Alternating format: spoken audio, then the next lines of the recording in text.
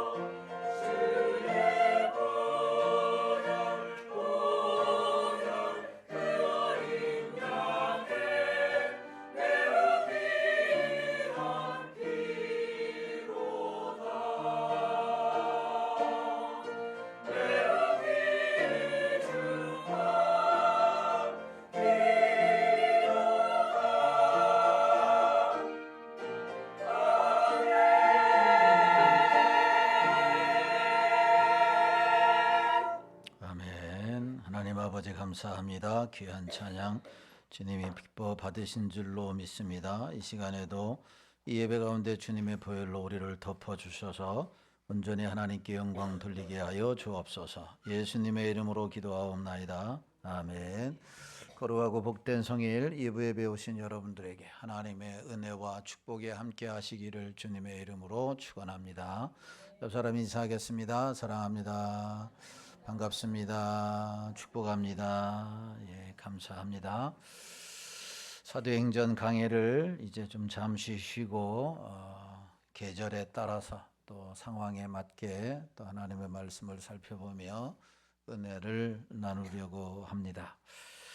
일찍이 백범 김구 선생님은 이렇게 말했습니다. 당신의 소원이 누군가가 무엇이냐고 물어본다면 나는 서슴지 않고 내 소원은 대한 독립이요 라고 말할 것입니다.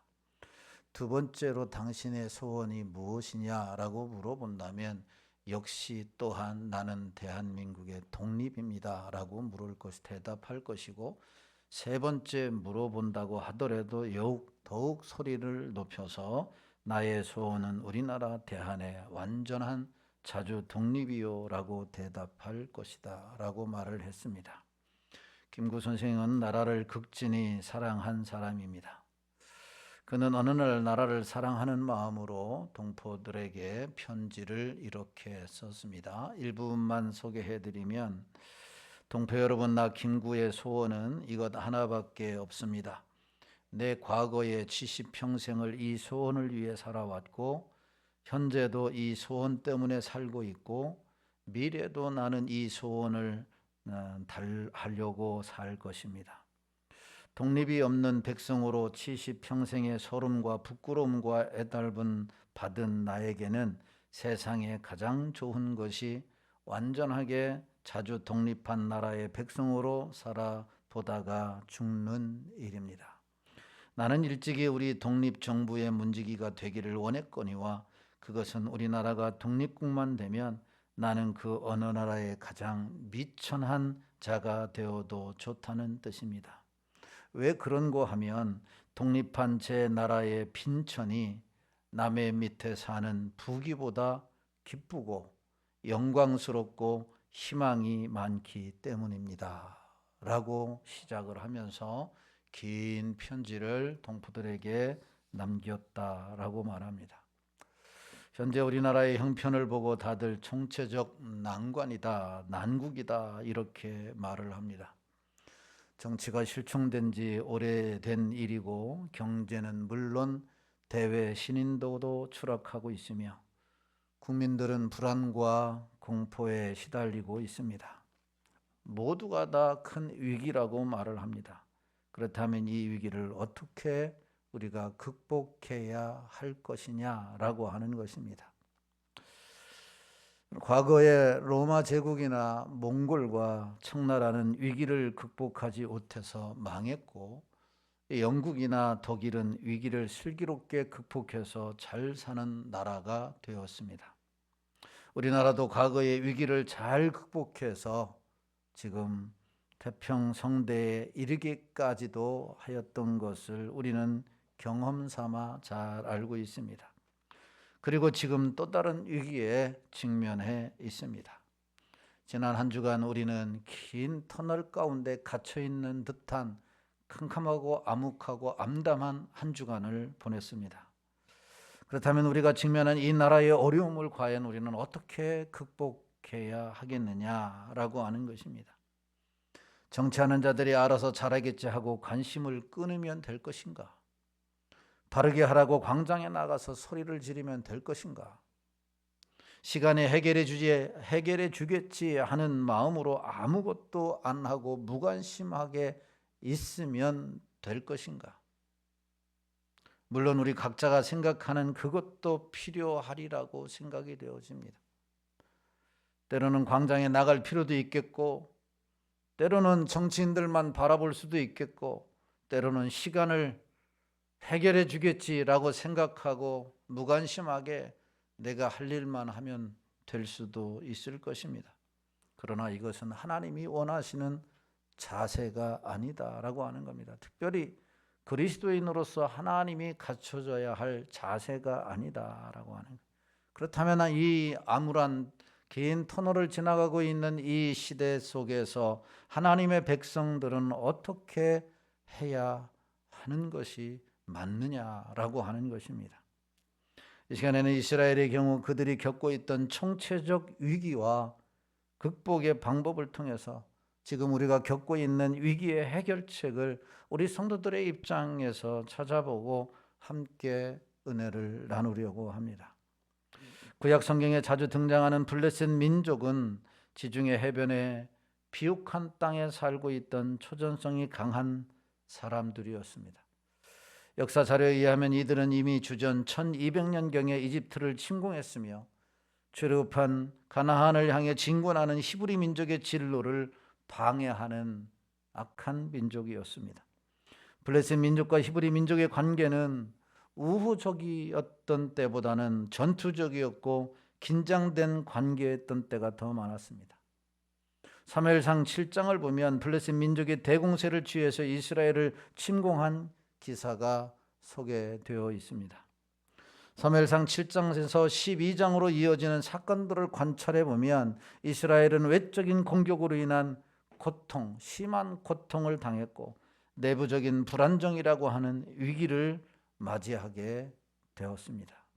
이스라엘의 위기 원인을 좀 더 구체적으로 살펴보면 몇 가지 이유가 등장하게 되는데 그 첫 번째 이유는 블레셋의 침공이 그들의 고통을 가증시켰다라고 하는 것입니다.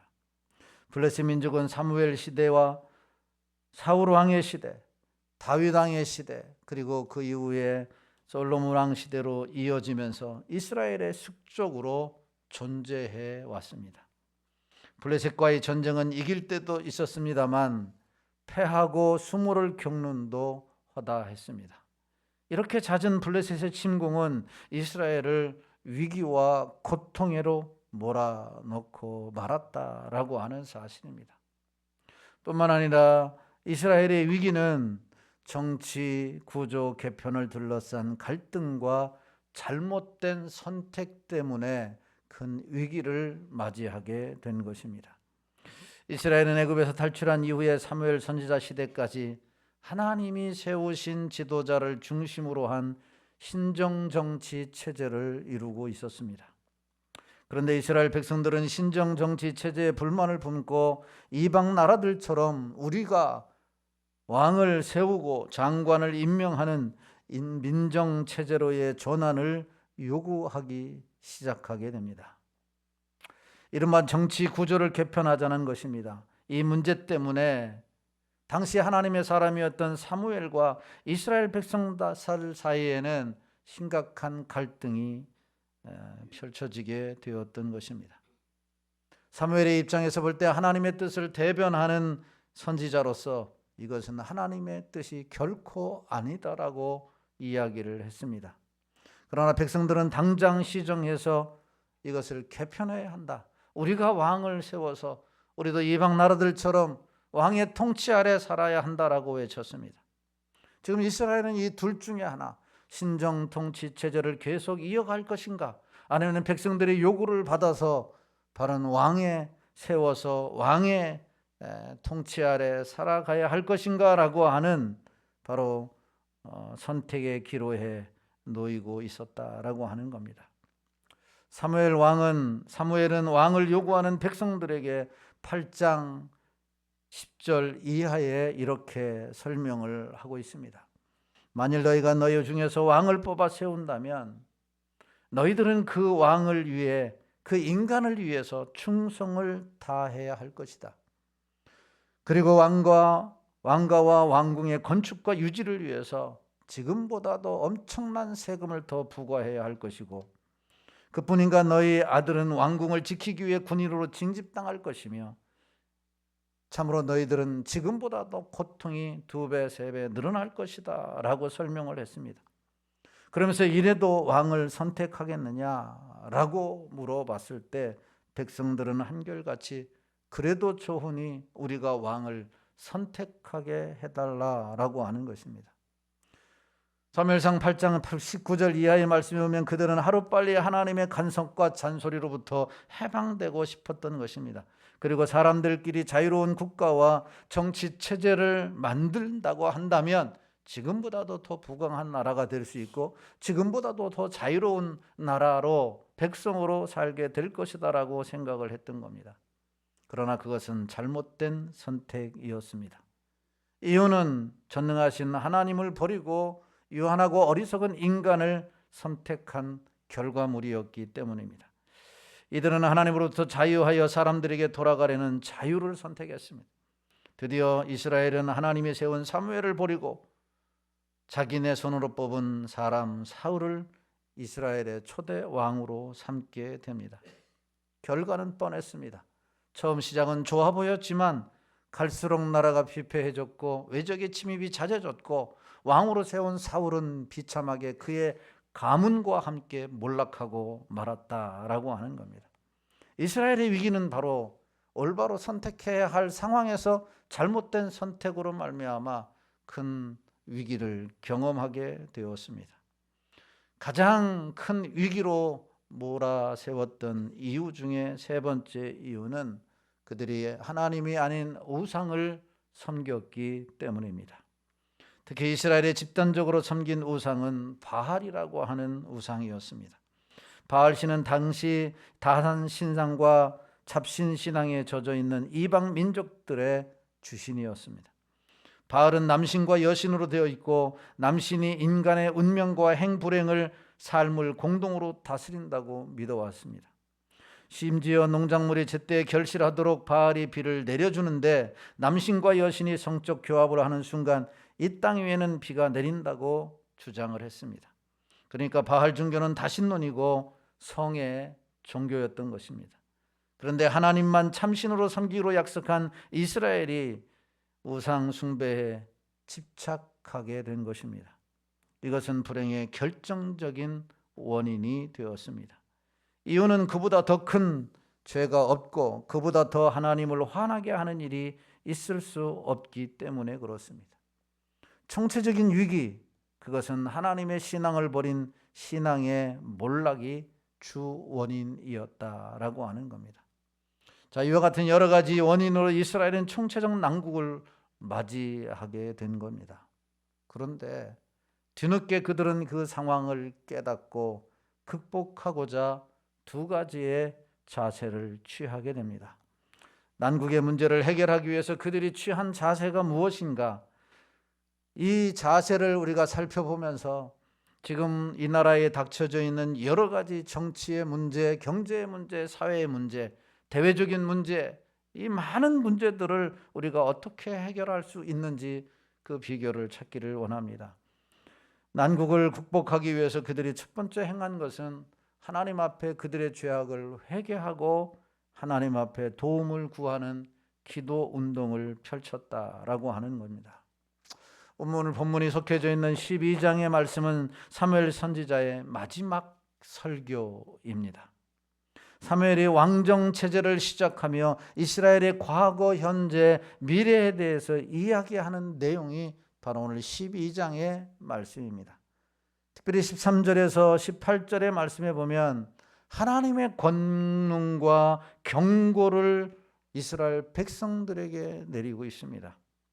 그러면서 18절에서 이렇게 사무엘 선지자가 백성들에게 말합니다. 이에 사무엘이 여호와께 아뢰매 여호와께서 그날에 우레와 비를 보내시니 모든 백성이 여호와와 사무엘을 크게 두려워하니라 라고 말씀합니다.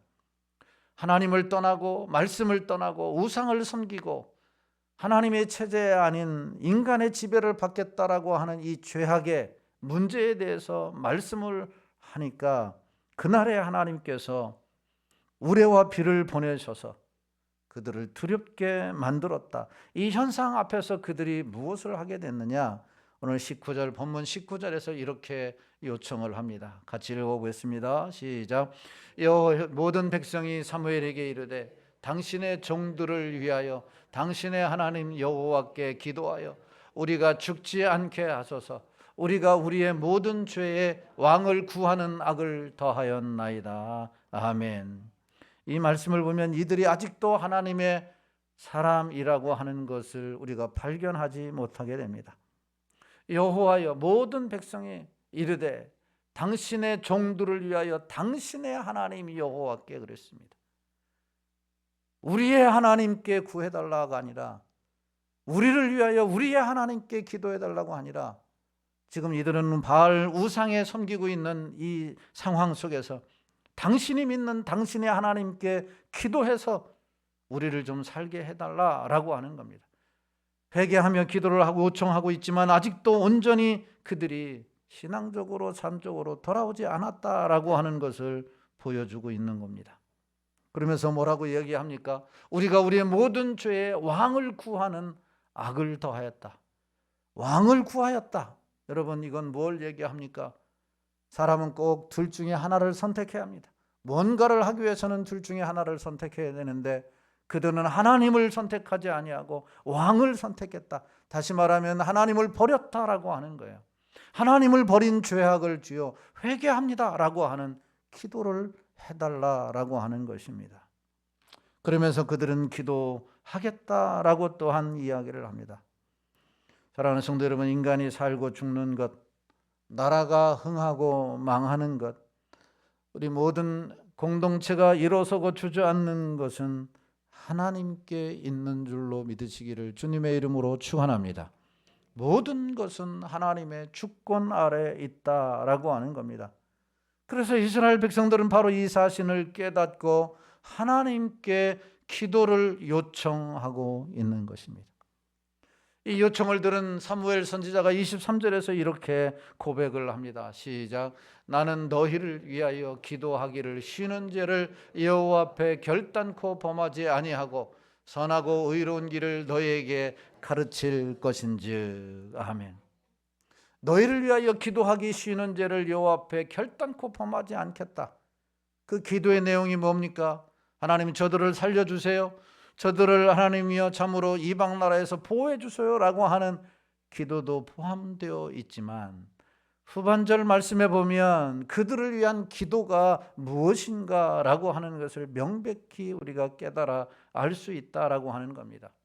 기도하기를 쉬는 죄를 범하지 않겠다라고 하는 이 말은 하나님의 뜻을 구하고 그 하나님의 뜻을 너희를 위하여 선포하는 이 요청하는 기도를 쉬지 않겠다라고 하는 이 말입니다. 그래서 기도를 쉬는 것은 곧 하나님의 뜻을 구하지 않는 것과 같은 것이기 때문에, 다시 말하면 하나님의 뜻을 행하지 않는 것이기 때문에 죄라고 사무엘은 여겼다라고 하는 사실입니다. 끊임없이 하나님 앞에 기도해서 이 백성을 위한 하나님의 말씀을 가르쳐 주시고, 하나님이 어떤 말씀을 전해야 할까요? 하나님이 어떤 메시지를 그들을 향해서 전해야 할까라고 하는 이 기도를 쉬지 않을 것이고, 그리고 너희들에게 하나님의 이 말씀을 전하는 것을 게을리하지 않겠다라고 사무엘 선지자가 외쳤던 겁니다. 사랑하는 성도 여러분, 우리가 하나님 앞에 하나님의 뜻을 구하는 것은 참으로 중요한 겁니다. 그리고 그 하나님의 뜻대로 행하는 것은 더더욱 중요하다라고 하는 겁니다. 왜냐하면 기도가 능력이고 기도가 힘이고 기도가 생명이고 기도가 살 것이다라고 하는 것을 모르는 사람은 없습니다. 그러나 그 사실을 믿고서 기도하는 사람은 많지 않다라고 하는 사실입니다. 간절히 바라기는 지금 터널을 지나고 있는 이 나라의 현실이 참으로 중요하다라고 하는 것을 모르는 사람이 없습니다. 그러나 이 현실 앞에서 기도하는 사람은 그리 많지 않다라고 하는 사실입니다. 오늘 정치적인 난국에 빠져있는 이스라엘 백성들이 사무엘 선지자에게 찾아와서 그리고 자신들의 죄를 회개하면서 하나님 앞에 기도했듯이 이 나라의 현실을 보면서 우리가 하나님 앞에 기도하는 진정한 그리스도인들이 되어야 할 줄로 믿습니다. 이것이 하나님이 이 나라를 살리는 비결이라고 하는 사실이에요. 이것이 우리를 살리는 또한 비결이기도 하다라고 하는 사실입니다.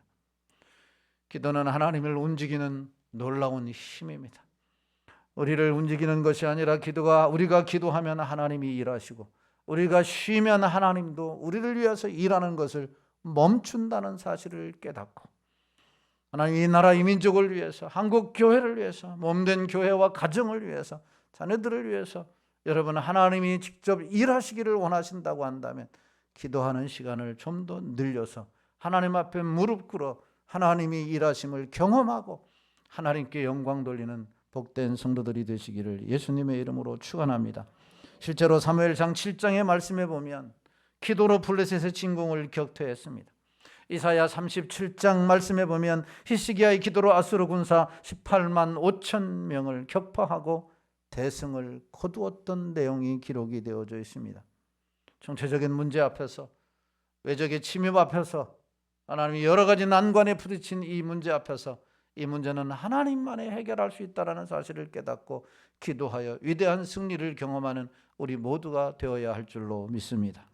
두 번째로, 총체적인 난국 앞에서 그들이 취한 행동이 무엇이냐라고 하는 겁니다. 그 위기를 극복하기 위해서 행한 두 번째의 자세는 올바른 신앙생활의 회복이라고 하는 것입니다. 오늘 20절에서 25절의 말씀은 사무엘이 마지막 권면의 말씀입니다. 특별히 20절, 21절에 보면 이렇게 말씀을 합니다. 시작. 사무엘이 백성에게 이르되 두려워하지 말라.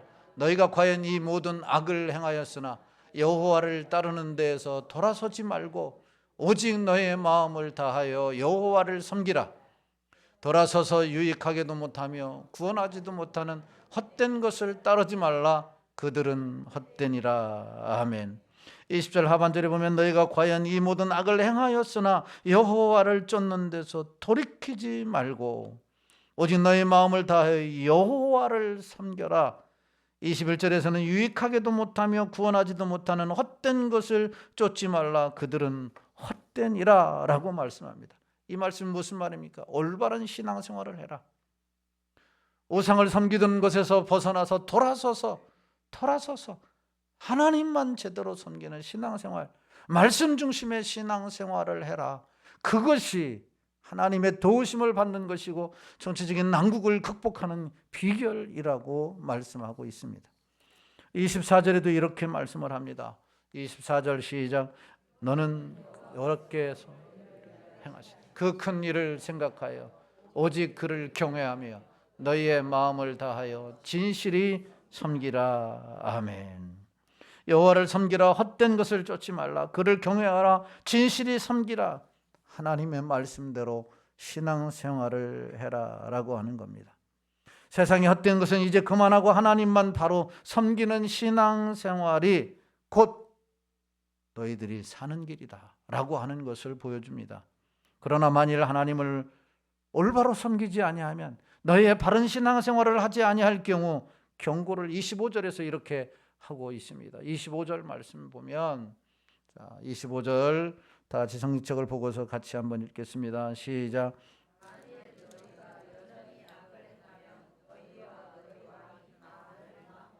하나님의 뜻을 분명히 들었음에도 불구하고 하나님의 말씀을 분명히 들었음에도 불구하고 여전히 올바른 신앙생활을 하지 아니하고 세상에 집착하고 우상에 집착하고 세상에 가는 길을 가게 된다면 너와 너의 왕과 그 나라가 다 멸망하게 될 것이다 라고 하는 경고로 끝맺음을 하고 있다는 것을 우리가 여러분 기억해야 할 것입니다.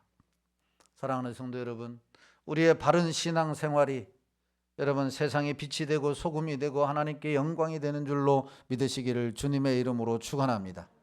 이 나라가 왜 이렇게 되었느냐? 누구 때문이냐? 우리가 바른 신앙생활을 하지 못한 것은 아닌가? 우리 자신들을 돌아보아야 됩니다. 이 나라가 왜 이렇게 되었느냐? 우리가 좀 더 기도하지 못했기 때문에 이러지 않았는가? 라고 우리가 돌아보아야 합니다. 서론에서도 말씀드렸지만 광장에 나갈 수도 있습니다. 정치인들을 탓할 수도 있습니다. 지도자를 탓할 수도 있습니다. 그리고 무관심할 수도 있다라고 하는 사실입니다.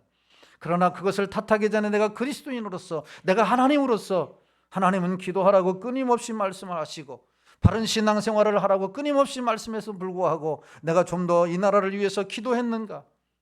이 정부를 위해서 기도를 했는가? 내가 그리스도인으로서 부끄럽지 않는 신앙생활을 했는가 돌아보게 하시고 여러분 회개하고 다시 그것을 회복할 때 이 나라가 사는 은혜가 있는 줄로 믿으시기를 주님의 이름으로 축원합니다.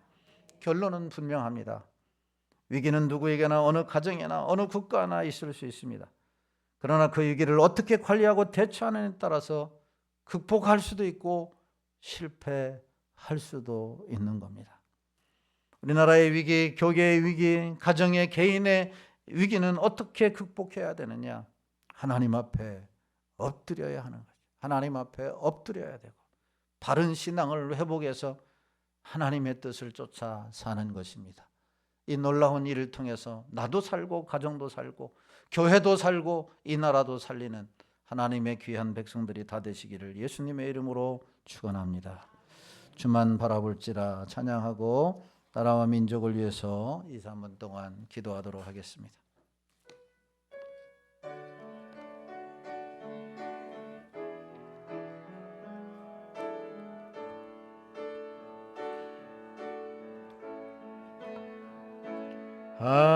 하나님의 사랑을 사모하는 자, 하나님의 평안을 바라보는 자, 너의 모든 것 창조하신 우리 주님이 너를 얼마나 사랑하시는지 하나님께 찬양과 경배하는 자, 하나님의 선하심을 닮아가는 자, 너의 모든 것 창조하신 우리 주님이 너를 사녀 삼으셨네.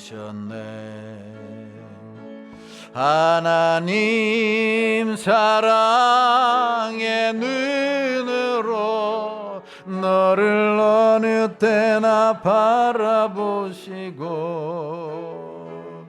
하나님 인자한 귀로서 언제나 너에게 기울이시니 어둠에 밝은 빛을 비춰주시고 너의 작은 신음에도 응답하시니 너는 어느 곳에 있든지 주를 향하고 주만 바라볼지. 하나님 사랑의 눈으로 하나님 사랑의 눈으로 너를 어느 때나 바라보시고 하나님 인자한 귀로서 언제나 너에게 기울이시니 어둠에 밝은 빛을 비춰주시고 너의 작은 신음에도 응답하시니 너는 어느 곳에 있든지 주를 향하고 주만 바라볼지라 주만 바라볼지라.